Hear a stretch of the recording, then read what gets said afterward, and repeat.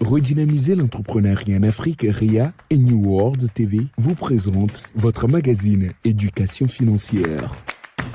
Bonjour et bienvenue dans votre émission Éducation financière. Il est le placement le plus sûr au monde, ne peut être perdu ni emporté.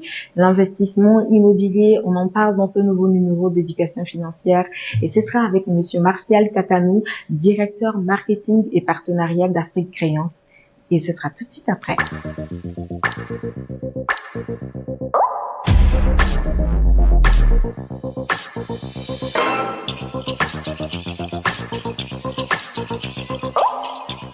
Bonjour Monsieur Martial, comment vous allez? Ça va bien, madame, merci. Merci encore une fois d'avoir accepté notre invitation. C'est moi qui vous remercie. Et aujourd'hui, on parlera de l'investissement immobilier. Première question, c'est quoi l'investissement immobilier? Parce qu'on entend souvent parler de l'immobilier. On se demande si investir dans l'immobilier, est-ce la même chose que investir dans la propre maison? Oui, effectivement, nous faisons en général cette confusion. Notre propre maison, notre maison d'habitation, souvent, c'est pas de l'investissement immobilier, d'accord? Parce que ça ne nous rapporte pas quelque chose. Nous pensons bien faire en faisant des économies parce que le propriétaire, si nous sommes en location, ne viendra pas taper à notre porte à chaque fin du mois pour réclamer le loyer. Alors que un réel investissement immobilier, tout ce qui est investissement doit nous rapporter de l'argent. Nous investissons, donc nous mettons de l'argent quelque part et cela doit nous rapporter quelque chose.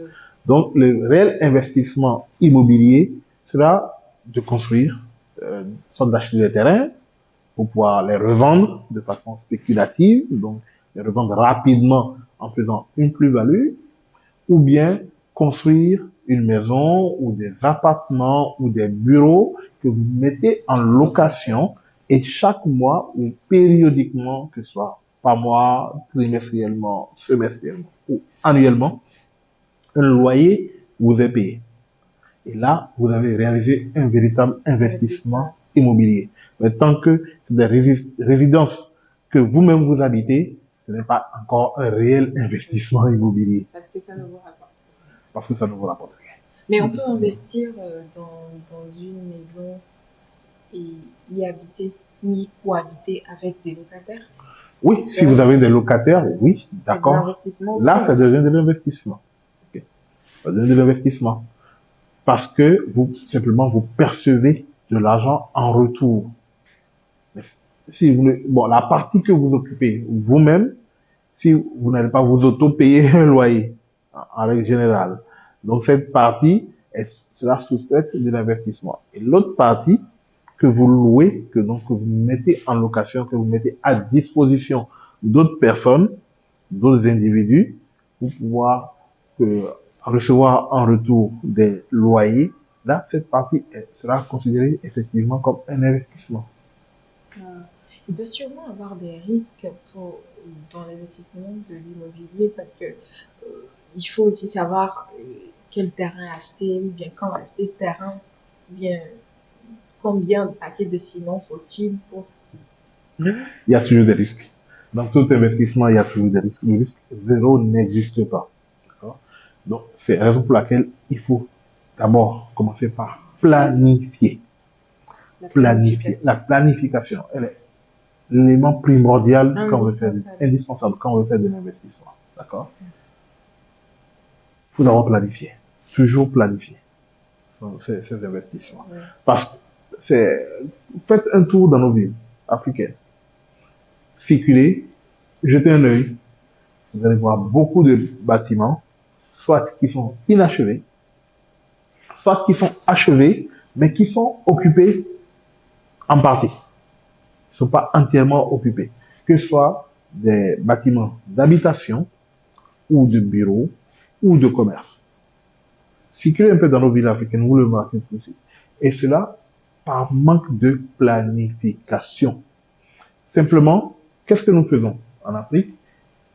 Quand nous avons de la liquidité, tout de suite, il y a l'entourage qui va commencer par nous proposer « Ah, il y a un terrain ici et il faut l'acheter. » Ou bien, nous voulons sécuriser nos gains.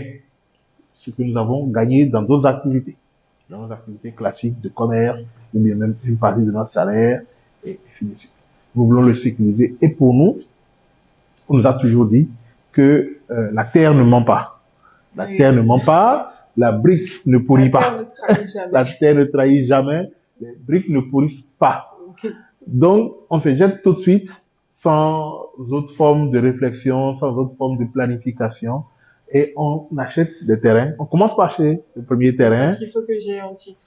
Parce que on me dit, ah, mais c'est bien, ça coûte moins cher, cette zone doit se développer plus tard. Mais c'est basé sur quoi? Oui, mais aujourd'hui, je pense que c'est ce qui avantage le mieux. Il y en a de nos parents ou bien de nos grands-mères qui ont acheté dans des zones assez reculées aujourd'hui, mais aujourd'hui, ces zones sont en plein développement. Oui, ce cas existe, mais il y a également des cas où des gens ont acheté et ces zones sont devenues marécageuses aujourd'hui. Parce que ça dépend de la politique d'urbanisation. Ou si c'est des terrains ruraux, est-ce que le foncier est sécurisé? Est-ce que le foncier est sécurisé? Et quand on dit foncier sécurisé, dans nos pays, il faut au minimum avoir un titre foncier. Tant que vous n'avez pas un titre foncier délivré par l'État, dans lequel vous avez acheté le terrain, vous n'êtes pas réellement propriétaire. Parce que à tout moment, un monsieur sorti de nulle part peut venir se présenter. Et on en connaît plein de cas ici qui se présentent pour dire je suis également propriétaire et qui présentent les mêmes types de papiers que vous. Et ça finit toujours au tribunal. Oui, bon, voilà, c'est pas ce que nous conseillons. Pas ce qui est conseillé.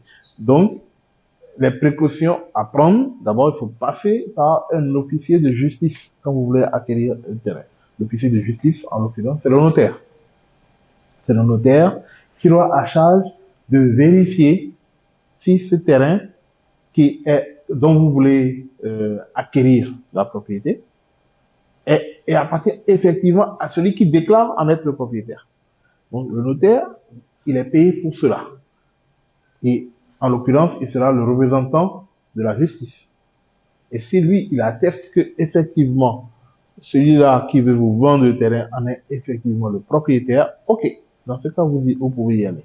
Mais très souvent, nous y allons en transaction entre individus, sans aucune précaution, et bonjour les problèmes. Y a-t-il des moyens pour éviter cela? Parce que je peux toutefois aller m'acheter un terrain quelque part et avoir un titre foncier et 2 ans après, quelqu'un d'autre se présente avec un titre foncier aussi. Mais souvent, on nous dit qu'il n'y a qu'un seul titre foncier. Il y a qu'un seul titre foncier. Si deux individus différents se présentent avec chacun un titre foncier pour le même terrain, il y a eu un problème quelque part au niveau de l'autorité qui délivre le titre foncier. Y a-t-il des étapes pour réussir ce genre d'investissement? L'étape la plus sûre que je connaisse, c'est de passer par un notaire. C'est de passer par un notaire qui va vous accompagner dans cette acquisition-là, tout au long du processus d'achat.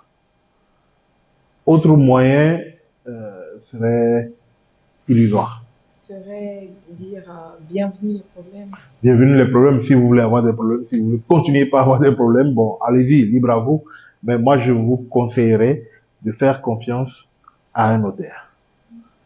Y a-t-il des catégories de personnes qui peuvent investir dans l'immobilier? Parce qu'il faut de l'argent pour acheter un terrain, il faut de l'argent pour construire peut-être sur une durée de 1 an pour pouvoir commencer par rentabiliser. Bon, des catégories de personnes, je dirais pas catégories de personnes parce que tout le monde est libre d'acheter un terrain. Tant qu'il en a un moyen, il peut acheter son terrain et en jouir comme il l'entend. On est d'accord. Oui. Donc, il faut simplement être majeur. On constate, oui. Il faut être majeur. Il faut être majeur. Ah oui, bien sûr, il faut être majeur. Il faut être majeur pour pouvoir travailler. Il faut être majeur pour pouvoir avoir de l'argent et pouvoir l'investir. Si vous êtes mineur, vous n'en avez pas le droit. À moins que vous fassiez représenter par un parent ou un tuteur, qui lui est majeur, qui possède toutes ses capacités. Et Par exemple, un prisonnier ne peut pas acheter un terrain. Parce- possible. Il y a Ah ben des non. prisonniers qui sont pleins aux as. Bon, ça veut dire qu'il était déjà plein aux as avant d'être prisonnier. D'accord? Ils ont commis un délit, mais à partir du moment où ils sont enfermés, donc ils sont en prison, il y a certains actes qui ne sont plus censés pouvoir poser. Ok. Voilà. Et y a-t-il des investissements plus rentables? Dans l'immobilier, y a-t-il des investissements immobiliers qui sont plus rentables que d'autres? Que d'autres. Euh, euh, Effectivement, l'immobilier de bureau et l'immobilier commercial sont censés être des investissements immobiliers plus rentables que l'immobilier résidentiel. Ok. Et censé également être, où le taux d'occupation de ces immeubles-là est censé être plus élevé que l'immobilier résidentiel. Donc, si vous voulez vraiment vous faire de l'argent en investissement immobilier, il est plus conseillé d'aller vers de l'immobilier de bureau ou de l'immobilier commercial. Si vous voulez faire de l'immobilier résidentiel, il est plus conseillé de mettre en location des appartements. Des Meublés? appartements, pas forcément meublés. Pas forcément meublés. Pas forcément meublés. Parce que quand vous rentrez dans le système d'appartements meublés, ça, c'est encore une autre forme d'investissement. C'est de l'hôtellerie, carrément, que vous êtes en train de faire. Ok. Ah, ok. Donc, quand vous faites des appartements à taille humaine ou bien à taille familiale, on va dire, ils sont plus facilement vendables que des maisons entières qui, elles, sont beaucoup plus grandes, un peu plus difficiles à entretenir et qui sont destinées à un certain type, à une certaine catégorie de population. Alors que les appartements, 2 pièces, 3 pièces, 4 pièces, dans des immeubles, sont plus facilement louables, d'accord, sont plus facilement vendables sur le marché. Oui, mais ils sont plus facilement vendables. Mais si j'investis dans des appartements, les appartements me rapporteront plus que des. En tout cas, vous récupérez plus vite votre argent. Dans ce cas, il faut plutôt songer à vite récupérer. Ah oui, il y a la rentabilité et il y a également pour récupérer son investissement. Donc, c'est deux choses différentes. Attention. Parce que il y a ce que vous gagnez en plus et il y a le capital que vous avez investi. Donc, il y a souvent un délai de récupération du capital. En immobilier, il est souvent plus ou moins long. On parle de moins 15 ans, 20 ans pour pouvoir récupérer votre investissement. Non. Bien sûr. Parce que les loyers sont souvent faibles par rapport à ce que vous avez investi. Ce qui voudrait dire, j'investis et peut-être des années après, c'est quelqu'un d'autre qui serait dans. Si vous n'êtes plus là, Oui. puisque on va tous finir par mourir un jour, si vous n'êtes plus là, effectivement, c'est quelqu'un d'autre, souvent vos ayants droit, donc vos héritiers, que vous aurez désigné ou non, qui vont en profiter. Ça dépend. Mais en général, si vous êtes là, pendant que vous êtes là, vous en bénéficiez. Vous-même. Oui. Donc, je pense qu'il serait plus préférable de voir le type De voir le type d'investissement que vous allez faire. Oui. D'accord? Parce qu'il y a certains types d'investissements qu'on dit plus liquides que d'autres. L'investissement immobilier est moins liquide que d'autres types d'investissements. Ça veut dire quoi? Ça veut dire simplement que quand vous possédez un terrain, ou bien une maison, ou bien un appartement, il est souvent plus long à vendre. Le processus de vente, le processus de liquidité, de vente liquide, donc la fongibilité est souvent plus longue que d'autres types d'investissements, par exemple. Voilà. Donc, faites attention. Quand vous investissez, ne mettez pas tout dans l'immobilier. Souvent, j'ai l'habitude de dire que même quand vous avez un titre foncier et que vous allez à la pharmacie avec, personne ne vous remettra de médicaments en contrepartie de votre titre foncier. Oui. Donc, et souvent, quand vous voulez vendre votre terrain, ça prend au minimum 1 mois, 2 mois, 3 mois, voire parfois même des années avant de pouvoir vendre le terrain. Cela dépend de son emplacement, de ce que vous en avez fait, de la zone, du potentiel de développement de la zone et du prix que vous proposez. Ce qui, ce qui m'amène à demander, il y a sûrement la meilleure façon d'investir dans l'immobilier. Est-ce qu'il y a une meilleure façon? Est-ce qu'on peut dire qu'il y a une meilleure façon? Tout dépend de vos objectifs. Tout dépend de vos objectifs. Euh, En général, il est conseillé de ne pas mettre tous ses œufs dans le même panier.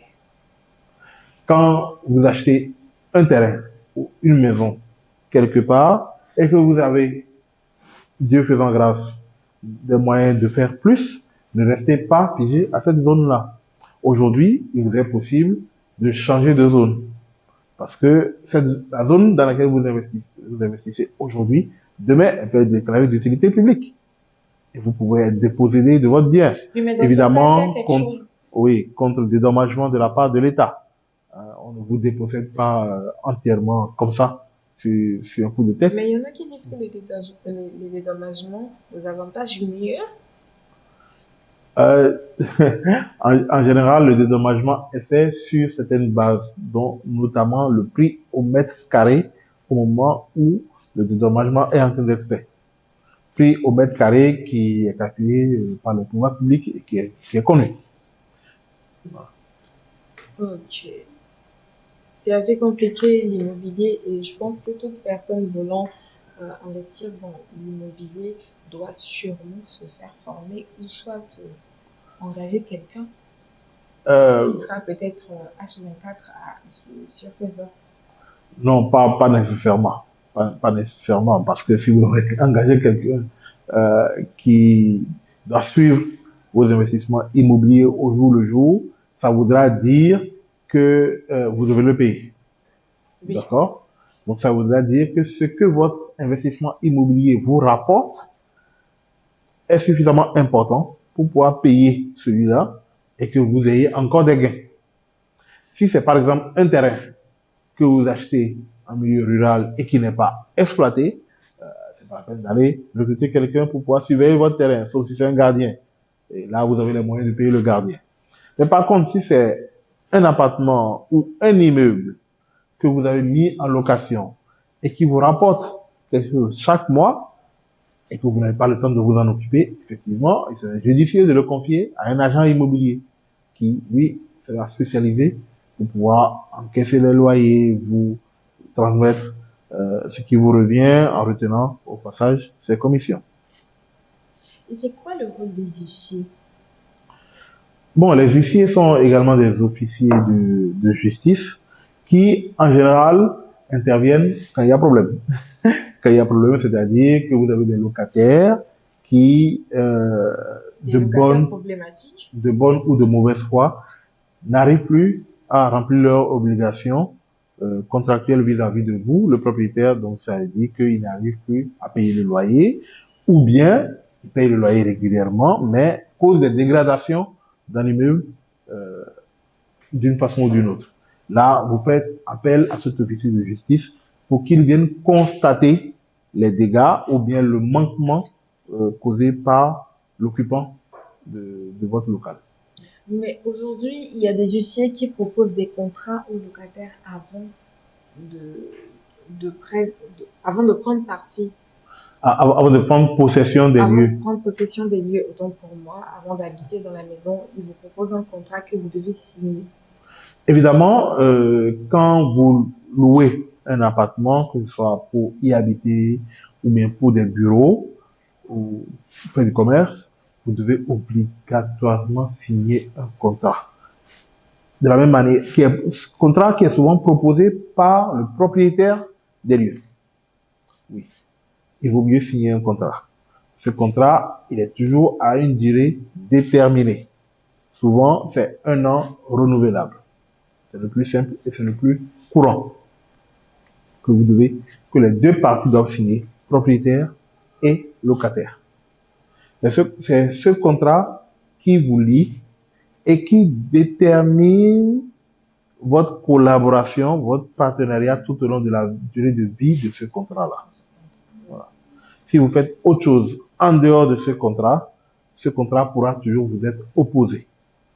Donc, il est conseillé, vous avez toujours un délai pour pouvoir lire ce contrat. Vous avez un délai également pour vous rétracter avant que ce contrat n'entre en exécution.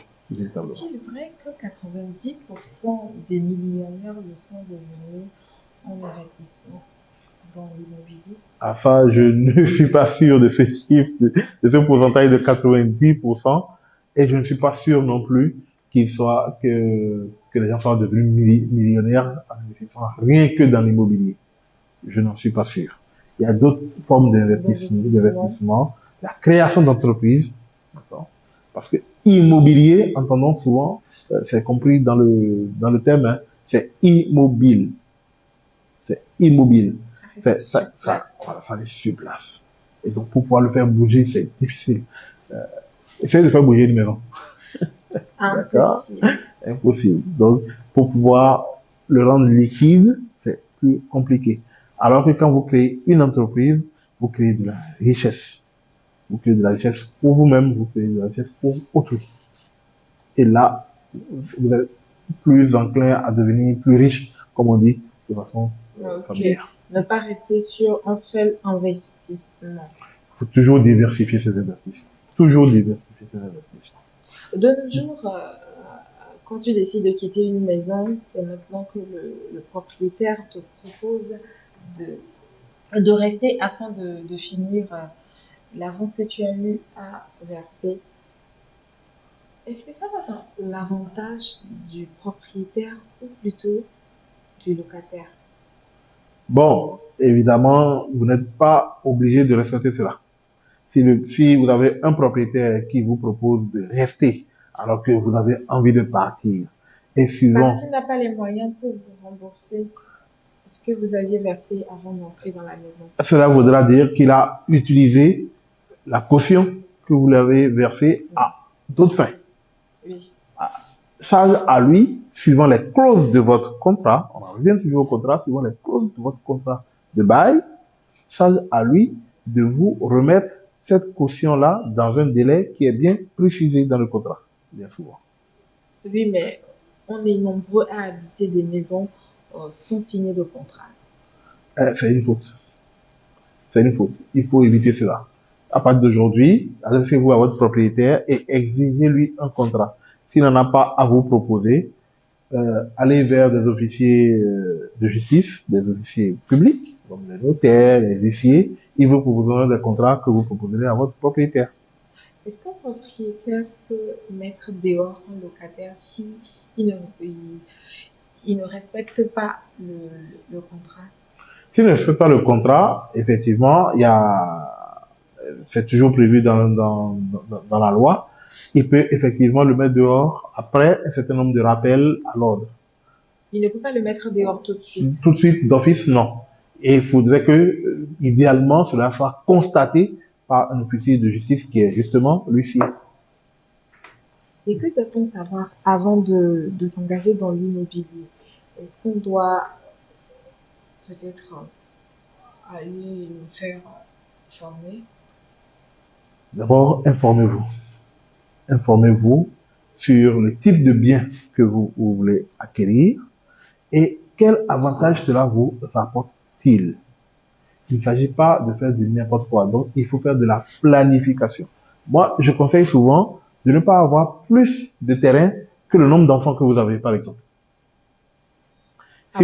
Oui, c'est simple. Si vous avez 4 enfants, ne dépassez pas 4 terrains.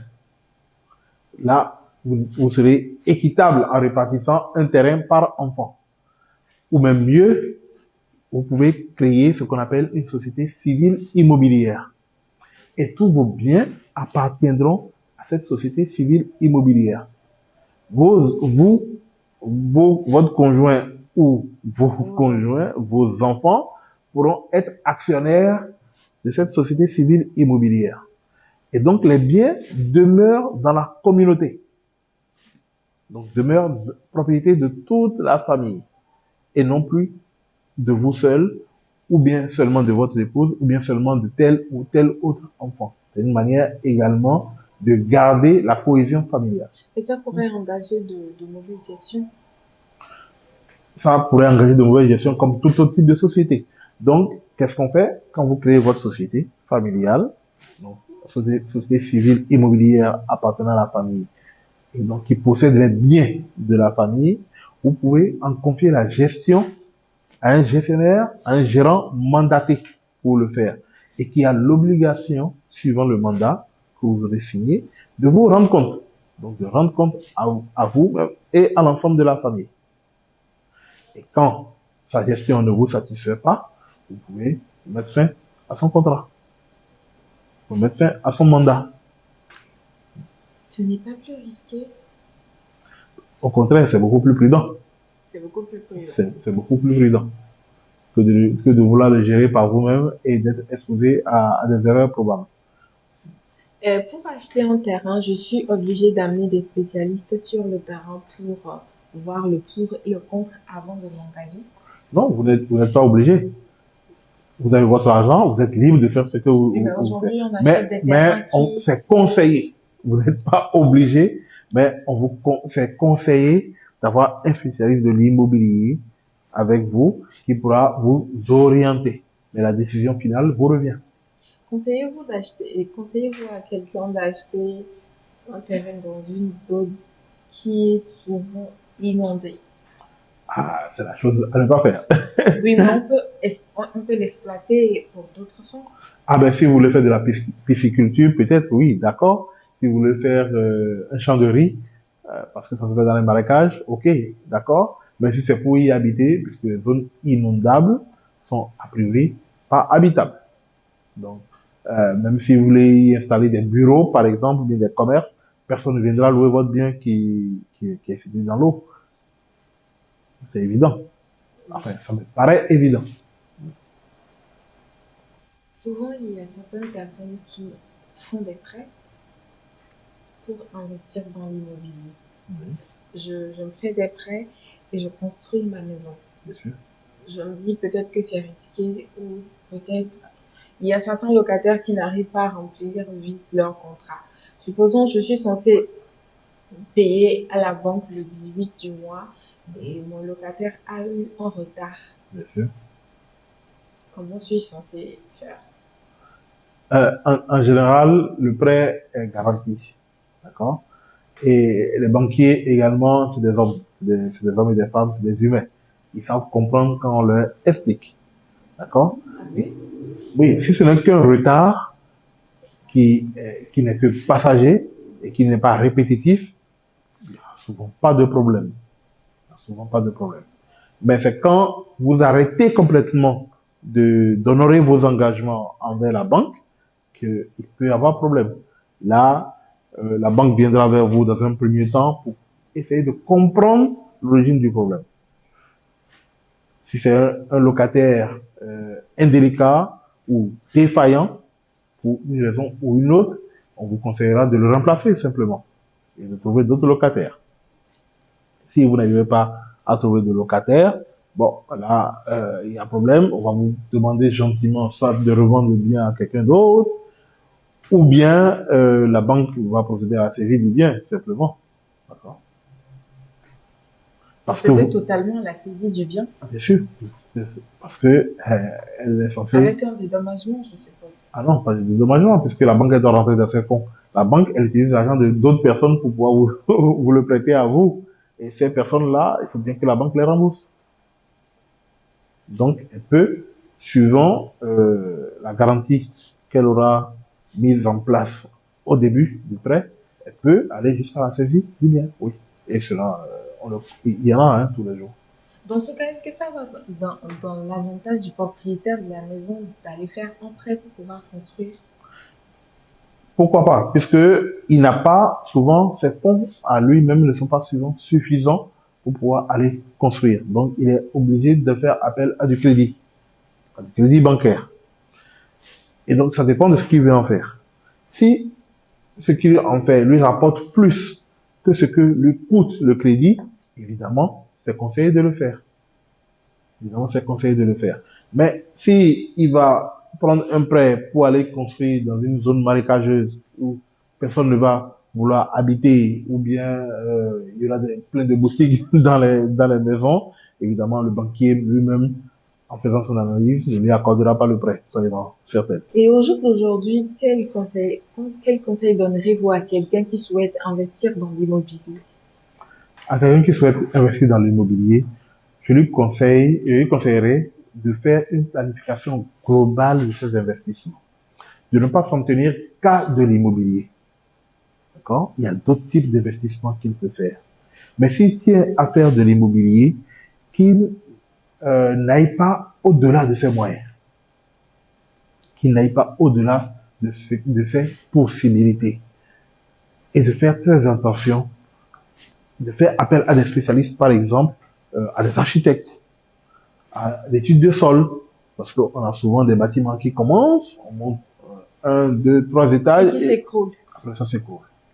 Donc, il y a des cabinets spécialisés dans l'étude de sol. S'il fait appel à un architecte, obligatoirement, l'architecte fera appel également à ce type de cabinet-là, pour que le bâtiment demain ne s'écroule pas. Il ne s'agit pas d'appeler un maçon, n'importe quel maçon dans le quartier, pour dire, bon, écoutez, mettez-moi 10 briques ici, mettez-moi 3 briques là-bas. Non, ça ne tiendra pas. Il y a tout un tas de paramètres qui sont pris en compte par les architectes. Ce n'est pas seulement la beauté du bâtiment qui compte, il y a la solidité physique du bâtiment qui compte. Donc, il y a tout un tas de spécialistes auxquels il faut faire appel. D'abord, sécuriser le foncier, en faisant appel à des notaires, en ayant le titre foncier de votre terrain, avant de devoir y ériger des bâtiments importants. Si vous voulez acheter beaucoup de terrain, n'achetez pas tout dans la même zone. Ok. D'accord? Ne dépassez pas votre nombre de possessions immobilières ne dépasse pas le nombre d'enfants que vous avez. D'accord?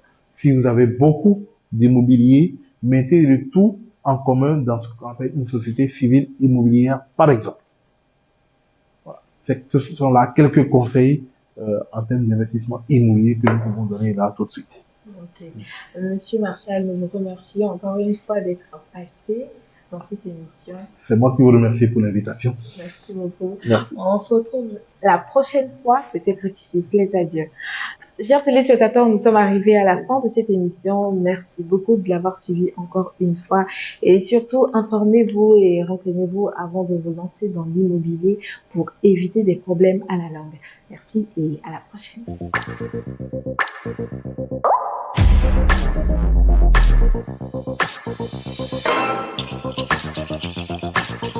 Votre magazine Éducation financière vous a été présenté par Redynamiser l'entrepreneuriat en Afrique, RIA et New World TV.